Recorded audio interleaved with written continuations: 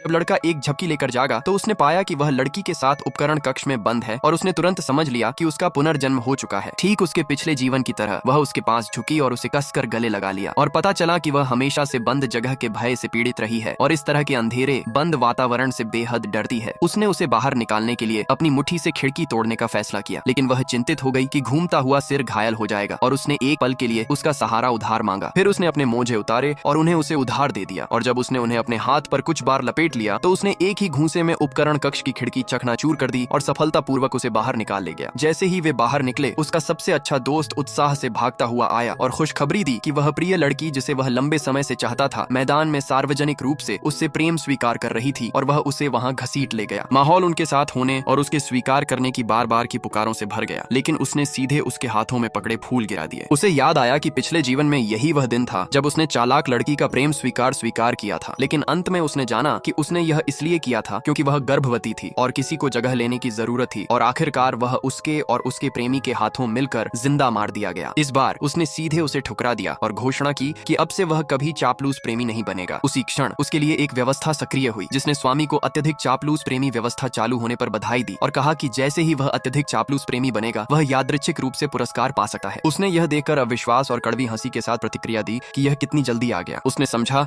कि इस जीवन में पुनर्जन्म के साथ एक विशेष सहारा भी आया है जिसने उसके चापलूस प्रेमी न बनने के संकल्प को और मजबूत कर दिया। चालाक लड़की अपनी योजना विफल होने पर बुरी तरह झल्लाई हुई उसकी ओर उंगली उठाकर गुस्से में उस पर आरोप लगाने लगी, लेकिन उसने बहस करने की जहमत नहीं उठाई और उसे थप्पड़ मार दिया। उसने उस प्रेम पत्र को भी मारा जिसने उसके पिछले जीवन में उसे नुकसान पहुंचाया था और उसके गुर्गों को भी हर एक को एक एक वार दिया और इसके तुरंत बाद उसे व्यवस्था द्वारा दिया गया 1 लाख युआन का इनाम मिल गया। उसने सदमे में गाली दी जब पैसे सचमुच खाते में आ गए। फिर उसने एक गुर्गे को चेतावनी दी कि वह अब भी क्यों आ रहा है, ये कहते हुए कि आज उसने बस मारा है, तोड़ा नहीं है और अगली बार इतना आसान नहीं होगा। फिर वह अपने सबसे अच्छे दोस्त के साथ अकड़ते हुए चला गया। उस रात चालाक लड़की घबराकर अपने प्रेमी के पास उपायों पर चर्चा करने गई, लेकिन उसने जोर देकर कहा कि लड़का बस पकड़ में न आने का नाटक कर रहा है और ज्यादा समय नहीं लगेगा कि वह आज्ञाकारी बनकर वापस आएगा, माफी मांगेगा और अपनी गलती मानेगा। उसने उस निर्णय पर पूरी तरह भरोसा किया और तय किया कि इस बार वह उसे माफ करने से पहले उससे एक ज्यादा महंगा उपहार खरीदवाएगी। हालांकि वह पास से गुजरते हुए संयोग से यह दृश्य देख बैठा और उसने तुरंत अपना फोन निकाला और उसे जोर से उजागर किया, यह घोषणा करते हुए कि वह आदमी और वह औरत पिछले जीवन से उसके कर्जदार हैं और इस जीवन में वह उनसे 2 गुना वापस वसूल करेगा ताकि वे उसे पुकारें। अगले दिन लड़की उसकी जान बचाने वाली मदद के लिए आभारी होकर खास तौर पर एक प्यार भरा डिब्बा बंद भोजन तैयार करके उसे देने आई, लेकिन उसी समय चालाक लड़की भी कक्षा में आ गई। वह गुस्से में आगे बढ़ी और उसे बदचलन कहकर डांटने लगी, जबकि उसका गुर्गा लड़की पर यह आरोप लगाने लगा कि वह भावनाओं को नष्ट करने वाला एक छोटा पहाड़ है। पीछे हटने के बजाय वह उसे और भी जोर से पकड़ लेती है और करीब आकर खुलकर उसका मजाक उड़ाती है।